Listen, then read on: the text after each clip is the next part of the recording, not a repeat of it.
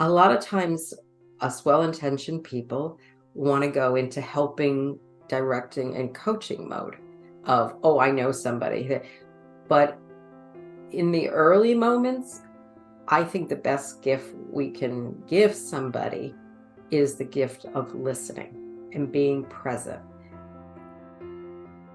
Leadership Story Talks, where we discuss the practices that engage, motivate, develop, retain, and attract people to businesses. We'll give you principles and tools based on real-world stories to leverage listening and storytelling to become a better leader and management professional. Leadership Story Talks is produced by Narrative, a company that focuses on personal storytelling for business. Welcome to Leadership Story Talks. I'm Jerome DeRoy, CEO of Narrative. And I'm Julienne Ryan. It's good to be back here. Jerome, you've been top of mind for the last 24 hours, and I'm so looking forward to chatting with you. Well, how about that? I'm eager to hear that. Before I hand it over to you, Jules, I just want to remind our listeners to go ahead and subscribe if you haven't done that for this podcast, and also go to our YouTube channel where you can see us in action just as we are right now. And finally, go to our website, narrative.com, for previous episodes and the archive of the podcast. So with that, welcome, everyone. And Jules, I'm handing it over to you. Thank you. And I want to add, and to sign up for workshops, because we do live our own experiences and play it forward. So now more than ever. So yes, I was thinking about you when I had a recent experience where I had to listen to some people share their opinions, and it was in a format, it was a podcast basically, that I didn't have an opportunity to speak or weigh in on opinions that I didn't agree with in no shape or form. And as I sat there ruminating about, what does this look like? What will this sound like if I don't speak up or comment? Am I complicit? What do I plan to do when I am able to speak? And I thought about what we teach here about what informs our listening, and then when we communicate, and what does that look like. So I was my own beta site yesterday of when does the narrative methodology work, and how to repurpose it for when things are tough. So please tell me that you've had situations where all of your buttons got hit and you need to regroup. So let's share from ourselves, and then we can talk the bigger, loftier picture of what we can do for everybody else in guidance. Yeah, no, for sure. Well, I mean, I'm the picture of equanimity. These things never happen to me. No, of course not. Don't lie to me. That's right. Yeah, that would be a big lie.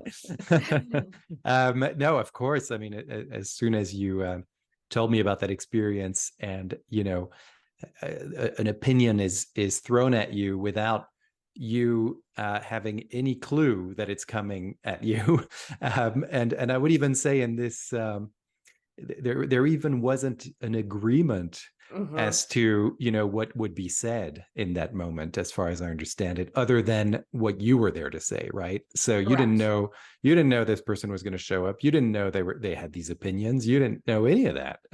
Yes. And suddenly you're faced with it, and what do you do? And I've been in many times, I think, almost on a day-to-day basis, you hear things that you really do not believe in, and it pushes your buttons. It makes you angry. It makes you sad, upset, whatever it might be. But it provokes a reaction, and I think for me, the question is, what do you do with that reaction? So I have to ask you, what was the what happened? Yes, the classic question we ask everybody. Well, anyone who's known me from childhood knows I have a pretty big forehead, and it's almost like those buildings in New York where they do the news stations and the latest news. I'll just knock at my own thing over here. And I think I was telegraphing, how did I end up here? What am I going to do? I should say something.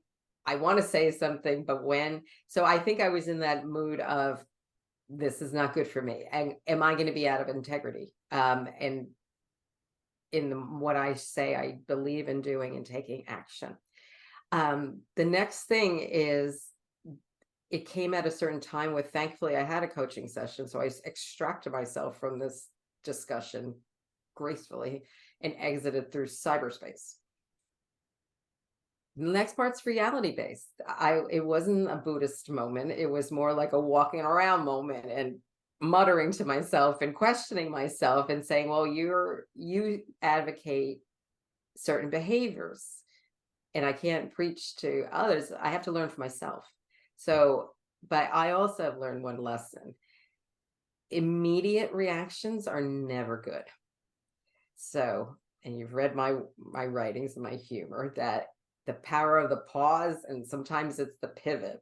So in this case, talking to my husband, who probably 5 shrubs into my delivery probably tuned me out, but it was a human to talk to. Sleep and distance. And then this morning I was able to talk about it to an individual and, kind of relay how I received this experience. And then realize I have some options of how I can react and maybe comment and still come across as the way I want to. And so it was about saying the choice triggered a reaction to me, but the choice for me is what do I do with this? And take ownership of it, and will reacting in kind help anybody? And I think was my answer. So early stages of this learning, but it's real and it happens. And I don't think I'm alone when we hear a conversation or in an office and we get dismissed, or somebody includes us in some mishigash, to use a very popular New York based word in Yiddish, of what the mess is, but what we can do. So, Yeah. and of course I was talking to you in my head the whole time, like, what I can do something with this, if I can just figure out what. So. Yeah, it's interesting, and I'm always interested in what you were just saying. The learning from it, right? And this is something very fresh, and we have a choice. We can choose to enter the fray and just, as you were saying, react in kind. And you just gave me an opinion that I don't believe in. I'm now going to give you my opinion, and that's kind of what we're constantly bombarded with in terms of what we consume in the media.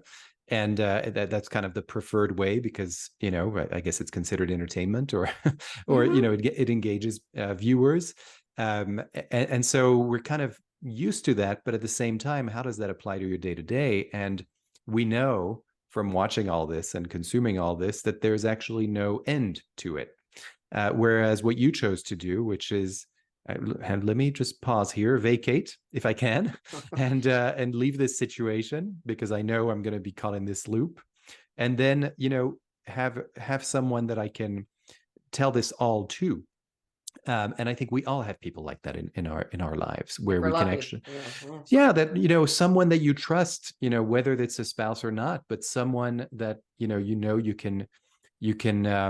can relay things that are sensitive to you, and who's going to listen. I think it's really important to find those people, and then once you've been able to say what you had to say and get it out, then you sort of strategize to look at, okay, what is going to be my response? Does this even warrant a response? And that's again where you have a choice, and now you have a choice to be much more intentional, right? As opposed to reactive. So now you're responding, you're not reacting. You're choosing, how you're going to show up, what you're going to say very precisely, and then it comes out of your mouth, or it comes out in writing, and it's out in the world, and that's, and then you move on with your life, right? So I think this is a great learning for everyone who's listening and watching this, that there are these steps you can take even when in the face of something that is so that makes you feel so raw, emotional, and all those feelings. Consider the power of the pause, just like you were describing, Jules. Yeah. And I always have lots of inner dialogues. Anybody's read my stuff too, having conversation. And I was like, well, what would you say if this was a coaching situation? So I would be saying all those bullets.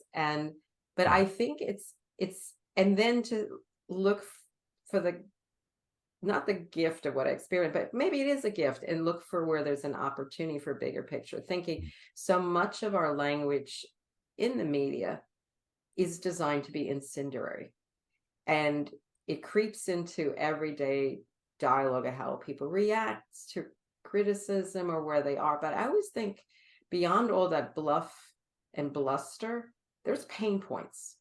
And I keep thinking how much anger is being held in people's bodies. Like when we hear the news and we're trying not to watch certain things at dinner or whatever, because you're holding all that anger in you.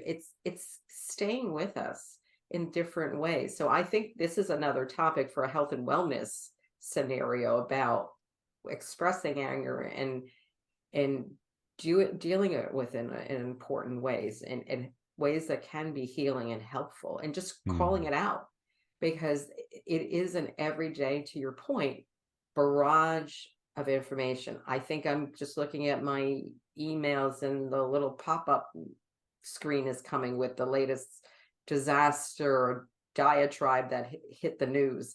So it's figuring out how to navigate and choose when to engage in that, when to read it, and pay attention to what's happening in our body and mind. Say, who does this serve? What can I do? And what's reasonable? And who do I want to show up as? And that's a whole list. And I'd be lying if I said it's easy. It's not. But this was true to form. I was like 1-800 called Jerome and Narrative today. The timing of this was perfect. So thanks. Well, thanks for sharing that experience. And speaking of these,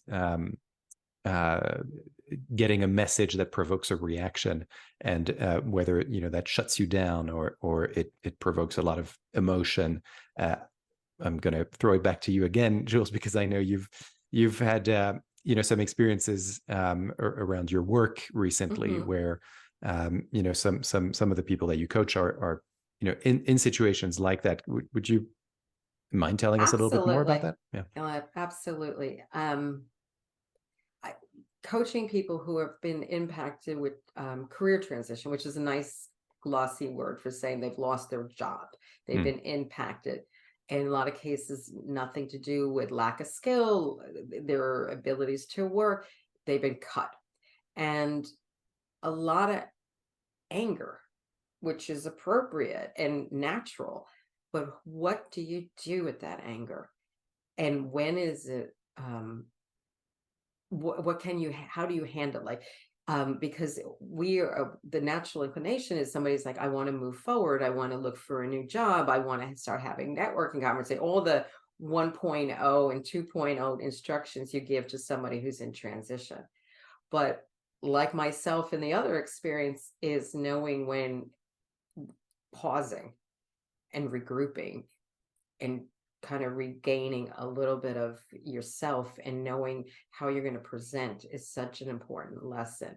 And it's not me preaching, because I've been on both sides of the fence, and more than one side of that fence, about being impacted and being the person who's done restructuring and thinking sometimes we run to get into action mode and it doesn't serve us well. We lose an opportunity, or we don't present to that person in the most logical, practical way that serves us. So I think it's also taking our lessons here of listening to ourselves and also listening to what we sound like. So practicing and doing a test drive is probably a good thing. Got to unload and just kind of exercise everything out of you. And a lot of people, they react differently to bad news and anger, but it does bubble under the surface, whether it's their body language or choices of words or just venting. So you got to chances. I know me, I felt like I'm dating myself, but the little cartoon character, and just Google it if you don't know, Yosemite Sam, that jumps up in, or the little characters that go up and down quite a bit, or minions when they're not happy. But to take this seriously, because it is, whether you're showing up on video screen or in person, whether we realize or not, our energy is palpable. And any recruiter or manager, they can appreciate the change happens. But what they want to know is, are you in a good place to make a transition and rejoin the fray of the new job and the new opportunity? Mm, So what are you doing with this? How are you repurposing this for your own good and then for the work you're doing? So it sounds lofty, but it's informed by a lot of experience, and I respect this process. It's a tough one, and yeah. it's something that a lot of people are going to be going through, unfortunately, in the next couple of months. Right. And have been going through, right? Hmm. We're seeing a lot of that, and those headlines have been going on for a while, and yeah, and you know, at some point, again, I think it's coming back to this idea that, what am I, who am I as a listener to myself and Hmm. to others, but to myself first in this situation. And, am I reinforcing the pain and the hurt? Maybe you're beating yourself up, maybe you're Hmm. saying this is all my fault, or you're having the opposite reaction of rebelling, but whatever the case, there's an emotion there that's very powerful. And I think, if people are tempted to sort of hide that or sweep it under the rug, please don't, because as you said earlier, Jules, it's going to show up somewhere in your body, somewhere in your life. Maybe not today, maybe not tomorrow, but it's going to show up, and it'll provoke something. Yeah. The other thing too to think about is the person who is in that relationship, or you're in the inner circle and you hear it. A lot of times, us well-intentioned people want to go into helping, directing, and coaching mode of, oh, I know somebody. But in the early moments, I think the best gift we can give somebody is the gift of listening and being present, and not asking questions about how they could fix themselves or do other things or go someplace. Just listen and be patient. Mm, And the time will come when you can give your opinion, but at the beginning, let them just empty out and just be yeah. there. And that is a gift that'll be greatly appreciated in the long run. Yeah. Yeah. And, I want to talk a little bit about, Mhm. um, the perspective of leadership in these cases. We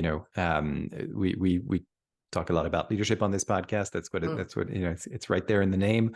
um and there has been, and we're reading about these trends that, it's not every company. I don't want to put a blanket generalization on this, but it's happening a lot that people are receiving news of layoffs in ways that are really, um, I would go so far as to say that they're dehumanizing. You Mhm. get a message in the middle of the night, you weren't expecting it at all. Nobody tells you in person, and then suddenly you're gone, and you don't have access to any of your files or anything like that.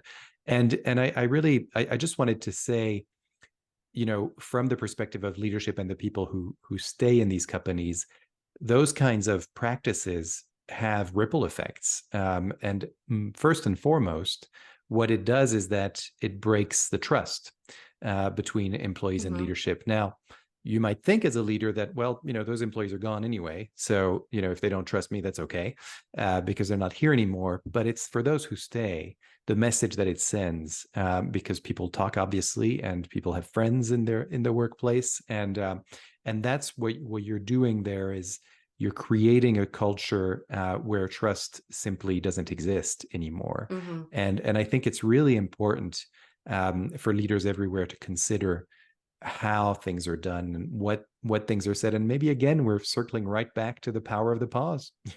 We know we have to make a really difficult decision, and we've made the decision, and it's going to involve layoffs. And now let's pause for a minute and see, how do we want to say this? How do we want to do this? What's the practice we're going to adopt there?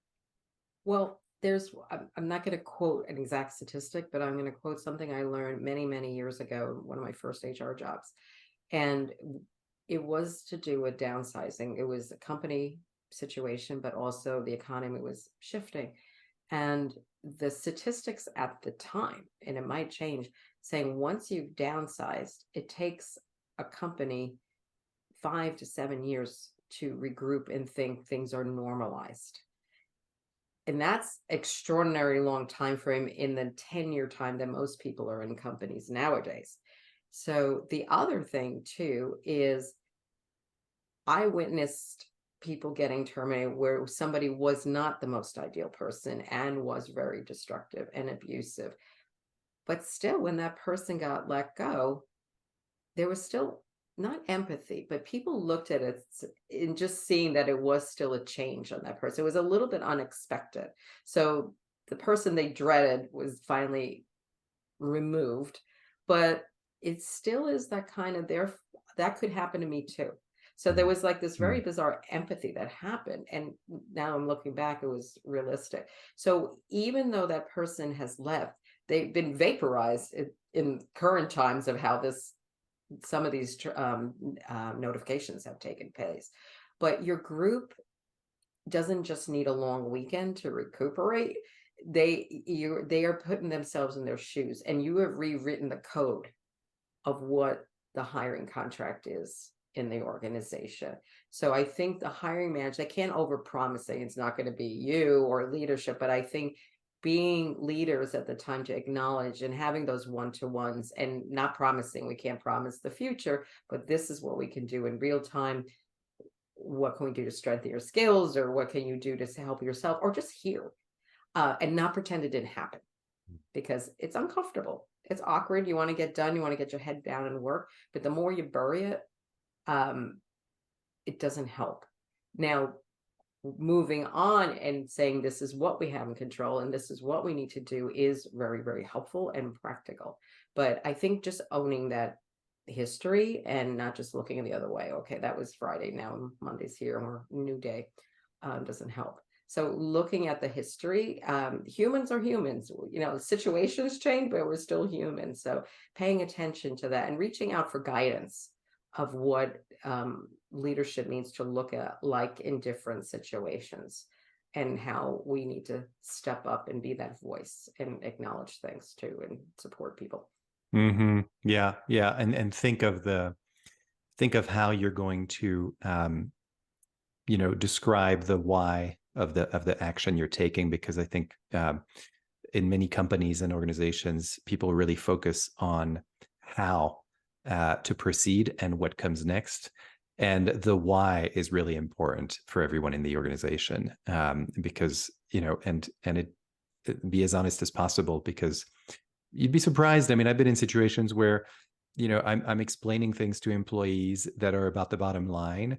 And, I go in kind of expecting that, well, they're fearful for their position. They want to keep their job, et cetera. And, they're probably not going to understand my explanation. And actually, people really do. When you numbers are pretty, can be, numbers and data and statistics can all be your friends in these situations where it's better to actually show the data that's helping you make a decision, as hard as that decision might be for those very people you're explaining it to. But it's better to say it and to put it out there, because that's been my experience, is that people actually reward you for that. They're thankful for that. They're appreciative that you've been honest with them and you haven't just told them, okay, this is your last day and here's how we're going to move forward, but rather let's take a step back and see what brought us here. I think the word that came to mind when you were saying that is finding ways to be appropriately respectful of this scenario. And they are in charge of acknowledging where they are, but respectful of the interaction that you have when it's been me or when it's been somebody else, that we've impacted their life, whether they think it's an opportunity, oh, finally out of here, I can do what I want to do, or this is really driven home a message, it's going to be painful, it's going to be financially challenging, and all the things that happen a lot of times when this is changing. The other thing to think about for future leaders as we go in, every time there's been a downturn, and the next generation, the new professionals that are coming up, there is a different approach to the contracting process. Sort of grunge people coming through with what they were willing to stay a minute and leave because they witnessed their parents and what they went through, or significant people in their life. So it changed their own internal processing about what's the employee contract look like and what makes sense for me. So it's just interesting data that things are going to happen, but watch next year, 2 years from now. So it's an ebb and flow. Last year we were talking about great departures and hanging on to people. Now we've got a whole nother shift of mindset. So yeah, Yeah, that's nothing's so ever true. dull. Exactly. And I think that's a great way to look at it as well, that, that there's confidence to be derived, ironically, from the ups and downs, knowing that ups and downs are inevitable, and that there's always an ebb and flow. Why would it? That's what life is like. So why would it be different at work? So yeah, I think this is really a great conversation, and I appreciate you sharing these experiences you've been having, Jules, fresh from the ground, really. So really appreciate that. And I feel like our listeners can take away a lot of things from this. And, these steps that we've been describing, really, really helpful. And we're testament to that. We're using those steps and always acting accordingly. And you know what I always say, keep it real. Well, yeah, I do. Yeah, for sure. Is there anything else you wanted to share? No, I have a revised version of my book out. That's out, which is ironic given what I was talking about. And then speaking this week in public. So I'll probably have more stories for you the next time about things I learned since I met up with you in cyberspace, but it's always good. Love it. Can't wait. The Learned It in Queens Communications Playbook. I'm looking at the title right now. That's Reflection pages now.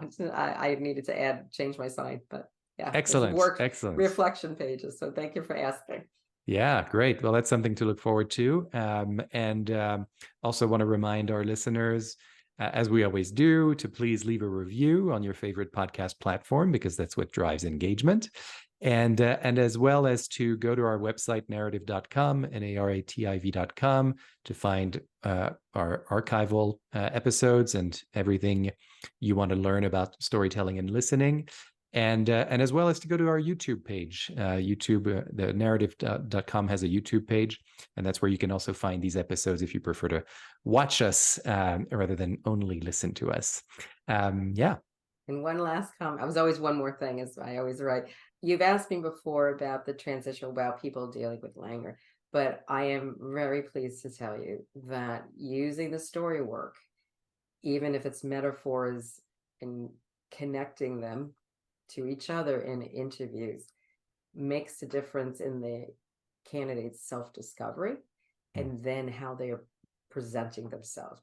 Because most of us don't have cookie cutter backgrounds, and just using that and learning how to appreciate the challenges and the good stuff and tying it together has been amazing to watch. So that's my second endorsement about the methodology of what I've been learning lately when we're not together.